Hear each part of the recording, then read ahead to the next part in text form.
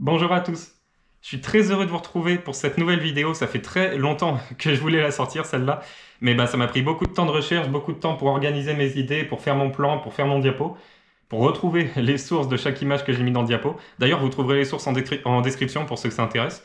Mais voilà, elle est enfin là, cette vidéo, et je vais essayer de vous expliquer avec mes connaissances, avec mon plan. Il y a 20 000 manières de traiter le sujet, mais je vais essayer de vous expliquer pourquoi, à mon sens, le système sportif n'est pas adapté à la pratique féminine. Donc pour ce faire, on va aborder dans une première partie les origines du sport, qui datent de la Grèce antique, et on va voir qu'elles étaient vraiment réservées, créées et pensées par et pour des hommes.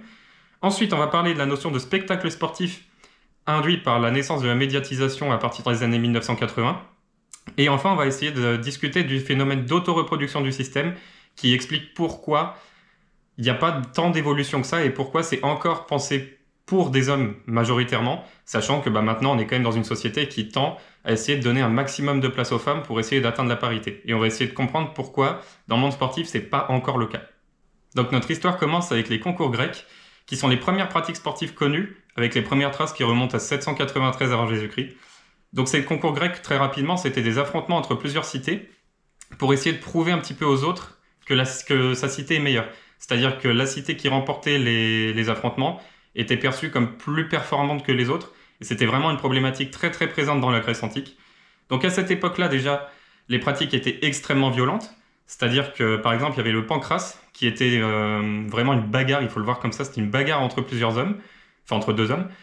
Et on avait le droit à tout, sauf à crever les yeux de son adversaire et à le mordre. Ça vous donne une idée, hein. C'est qu'une fois, il y a une légende qui dit qu'il y a un homme qui a étripé son adversaire avec les doigts. Donc on peut comprendre que les femmes à cette époque-là n'avaient pas le droit de venir observer les affrontements. Deuxième raison, les hommes concouraient intégralement nus, ce qui posait des problèmes de décence. Ce qui explique ce qui explique avec l'époque que les femmes étaient complètement exclues et même pas autorisées à venir regarder les affrontements dans les stades. Sauf que tout ça, ça date d'il y a plusieurs millénaires. Donc on peut penser que la manière de penser a changé, qu'avec l'évolution des pratiques, les femmes sont maintenant complètement libres de faire ce qu'elles veulent. Et on va voir que pas du tout, avec Pierre de Coubertin. Donc on va étudier ce que pensait Pierre de Coubertin de la parité dans le sport. Donc Pierre de Coubertin, c'était le père fondateur des Jeux Olympiques actuels. C'est grâce à lui que les Jeux Olympiques ont fait leur retour en 1896, parce que c'était le créateur du Comité international olympique, plus connu sous le nom de CIO, en 1994. Donc c'est lui qui a remis les Jeux Olympiques au goût du jour, et c'est grâce à lui si maintenant, avec les JO de 2024, de 2021, on en entend tout le temps parler et que ce sont les compétitions sportives quasiment les plus suivies dans le monde, les plus médiatisées, etc.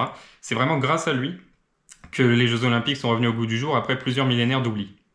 Et Pierre de Coubertin était extrêmement hostile à la participation des femmes dans le sport. Il considérait que les femmes n'avaient vraiment pas le droit de participer à des compétitions sportives parce qu'elles n'étaient pas adaptées, et on va le voir à travers plusieurs déclarations qu'il a dites. Donc là, évidemment, je le précise, ce ne sont pas mes mots, ce sont les mots de Pierre de Coubertin à l'époque. Donc dans un texte datant de 1912, nommé « Les femmes aux Jeux Olympiques », Pierre de Coubertin affirmait, entre autres déclarations, mais j'ai pris vraiment la plus choquante, qu'impratique, inintéressante, inesthétique, et nous ne craignons pas d'ajouter incorrecte, telle serait à notre avis cette demi-olympiade féminine. Donc là, il montre vraiment qu'il est complètement hostile à la participation des femmes, qu'il ne veut pas du tout qu'elles aient même ne serait-ce qu'une petite place aux Olympiades.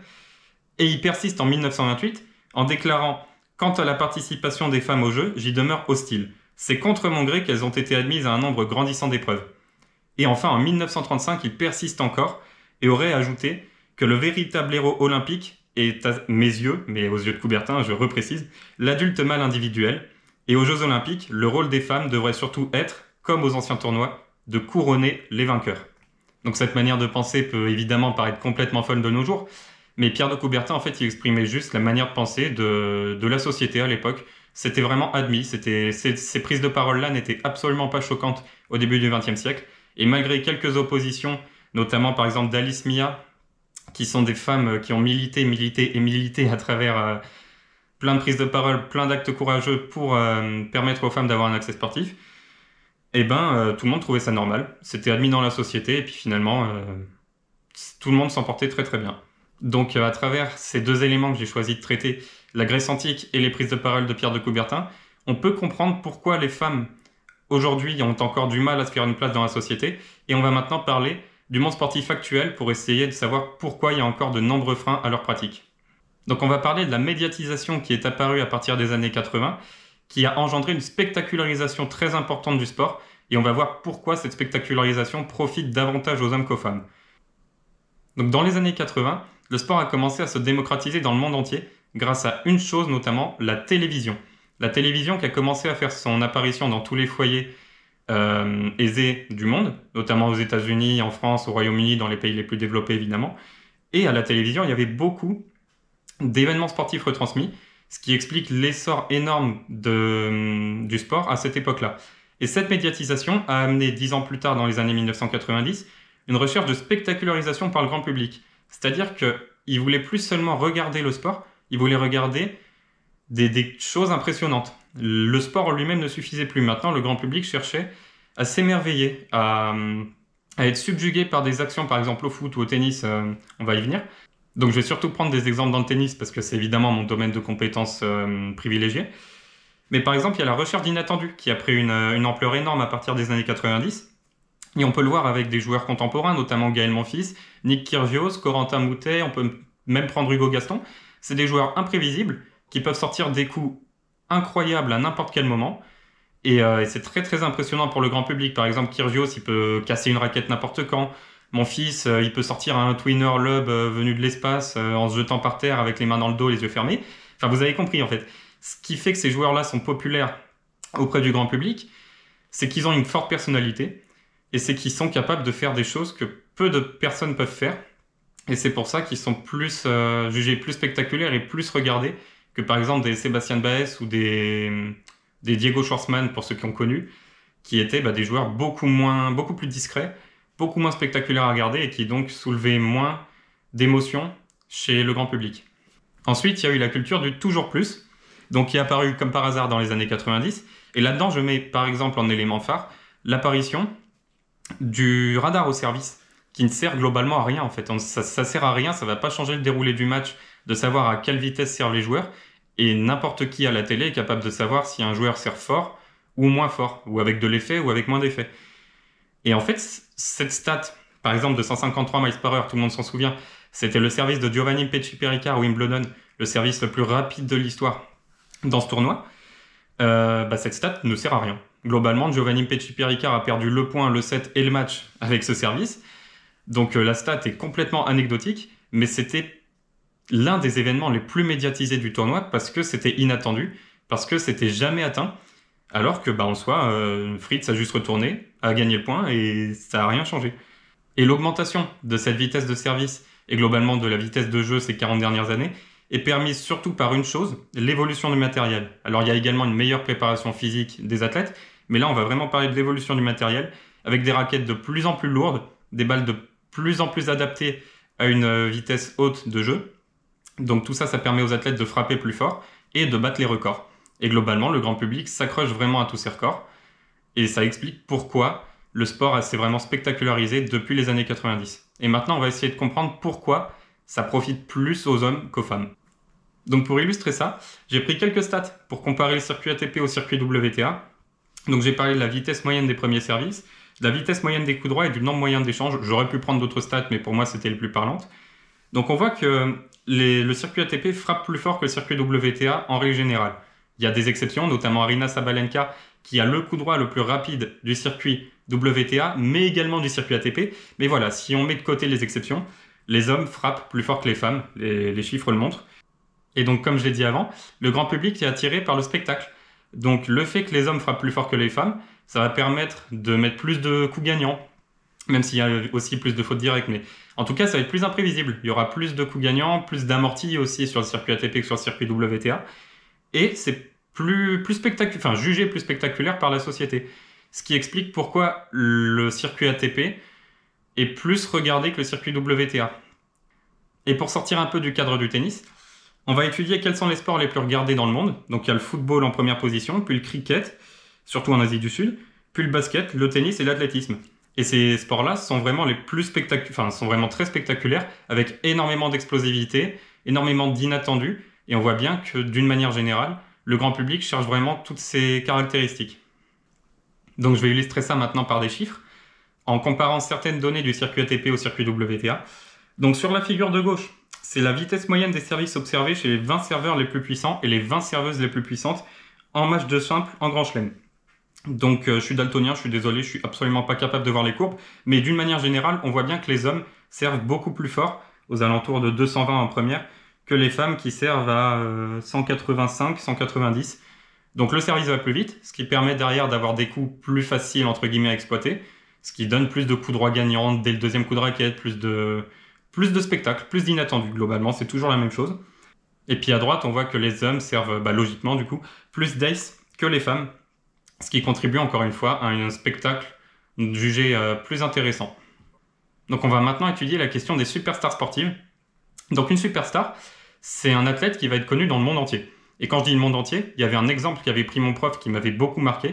C'est si on va dans un pays non développé ou au fin fond d'un village complètement perdu, dans une boutique quelconque, il y aura des maillots, par exemple de Cristiano Ronaldo, Lionel Messi, de LeBron James, qui seront en vente, alors que les habitants ont peut-être même pas l'accès à l'eau potable. Donc c'est vraiment des joueurs et des athlètes qui sont connus partout, et il n'y en a pas beaucoup.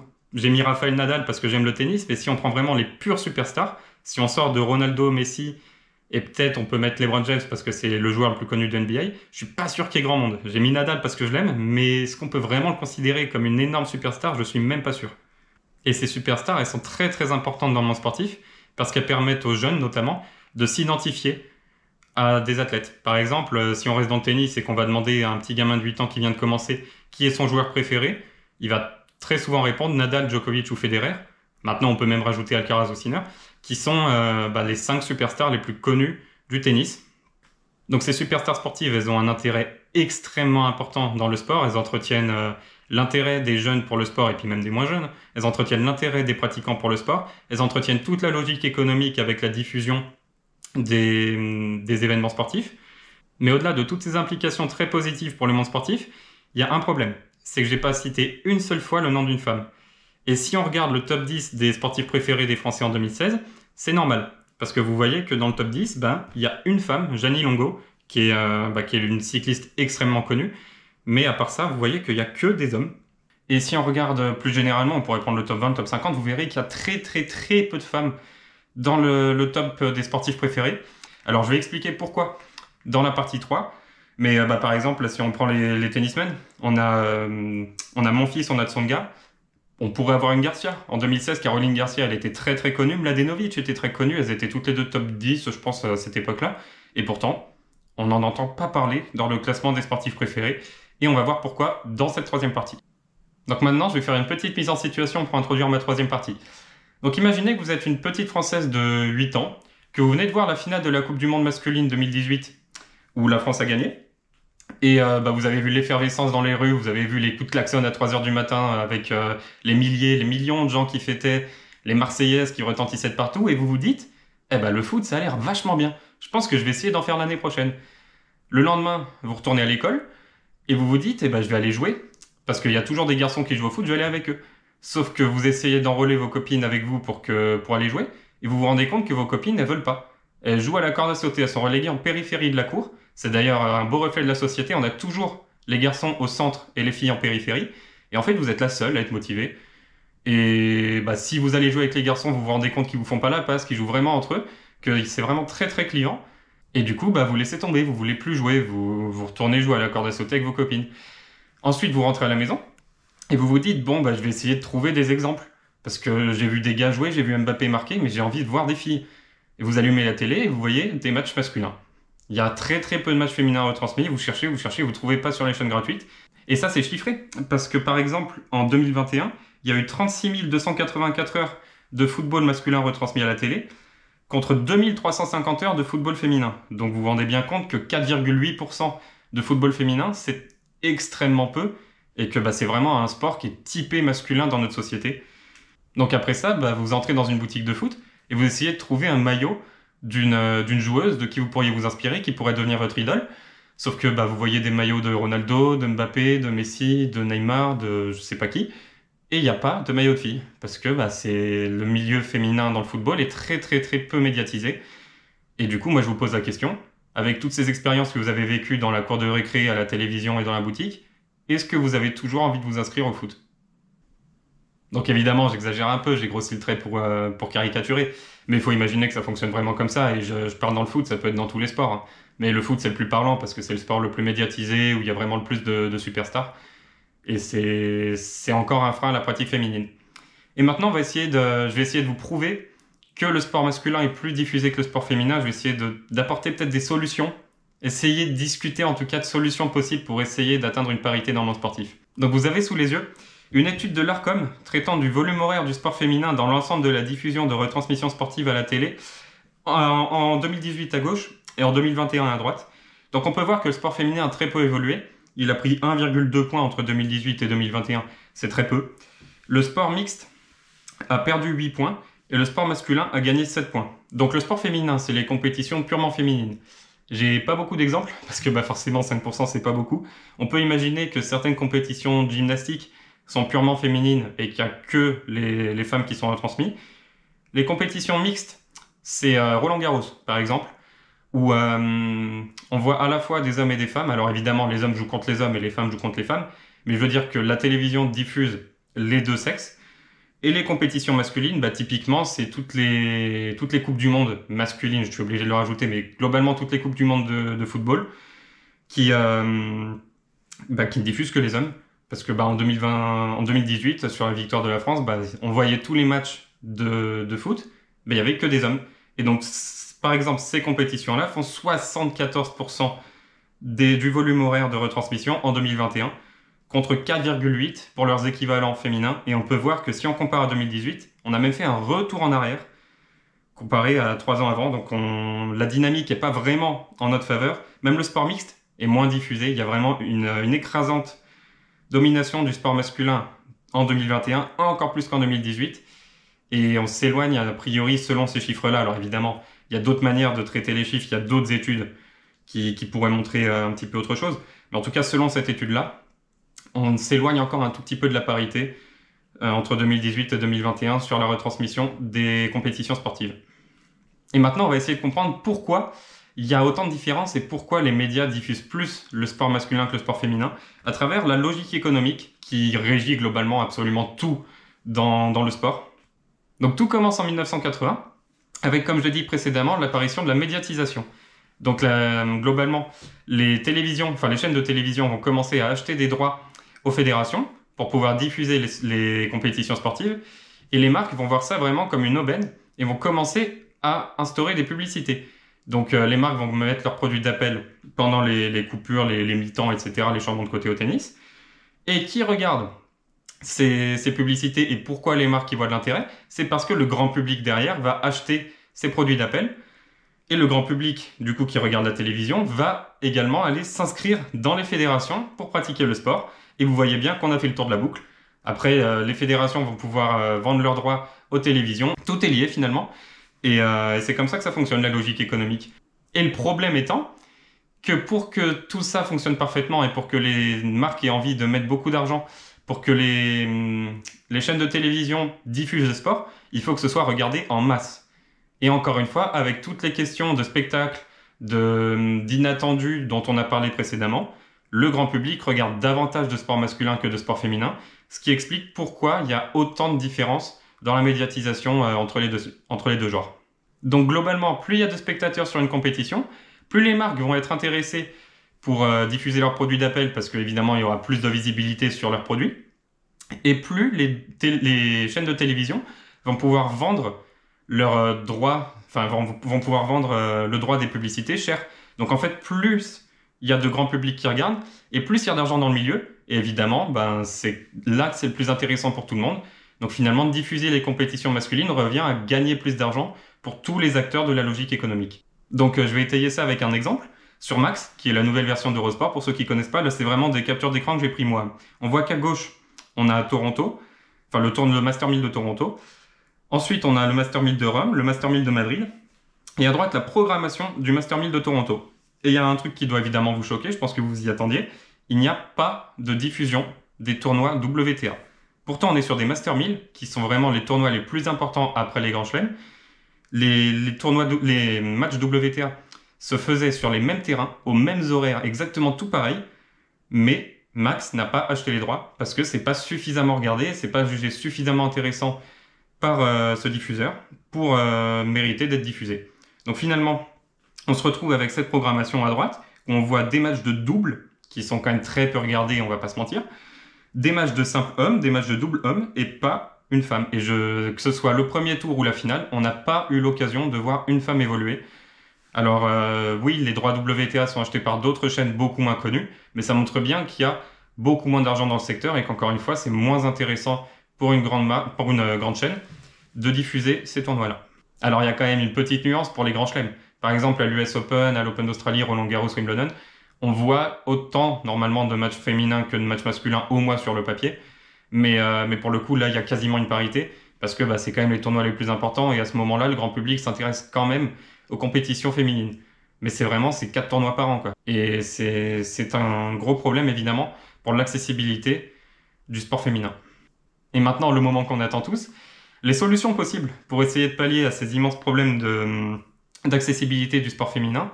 Donc, comment essayer de rendre le sport féminin autant diffusé que le sport masculin, aussi attrayant pour le grand public? Eh ben, je vais vous décevoir, j'ai pas de solution. J'ai pas de solution, mes connaissances sont suffisantes pour constater le problème et pour vous l'expliquer, mais je suis incapable de vous dire comment changer les choses. Alors évidemment, si les grandes chaînes de télévision diffusaient de la même manière les compétitions masculines et féminines, il y aurait un accès paritaire au sport. Mais le problème, c'est qu'il faut voir plus loin que ça. Parce qu'elles n'ont pas d'intérêt à le faire finalement. Parce que si elles diffusaient de la même manière, le grand public continuerait à regarder davantage les compétitions masculines que les compétitions féminines pour toutes les questions de spectacularisation dont on a discuté plus tôt. Et finalement, les chaînes de télévision perdraient de l'argent à faire ça, donc elles n'ont aucun intérêt à le faire. Une deuxième micro-solution qu'on pourrait espérer, mais qui encore une fois pour l'instant est inconcevable, ce serait un changement de regard sociétal sur la notion de spectacle et que finalement, des gestes techniques, des intentions tactiques vaillent aussi cher dans le cœur des gens que des coups droits 10 000 à l'heure ou des aces tous les 2 points. Mais encore une fois, là, il faudrait changer le regard sociétal vraiment profondément sur le système sportif. Et c'est pas envisageable. Alors évidemment que c'est souhaitable, mais je pense pas que ce soit faisable dans un avenir proche. Donc si vous avez des idées, n'hésitez pas à les dire en commentaire. Évidemment, je pense que ça va jouer sur ces deux leviers-là. La question de la médiatisation et la question de l'importance et de la vision qu'on a de la spectacularisation du sport. Mais je ne pense pas qu'il y ait de manière pour l'instant de vraiment changer les choses pour que tous les acteurs puissent s'y retrouver. Peut-être qu'il y a des solutions auxquelles j'ai pas pensé, mais voilà, j'ai dressé le problème et maintenant c'est à nous tous ensemble d'essayer de trouver une solution. Sur ce, demain je vais vous sortir une vidéo pour vous tenir au courant de l'évolution de ma blessure parce que je vais me faire retirer les points de suture et je pense que j'en saurai un petit peu plus. Salut!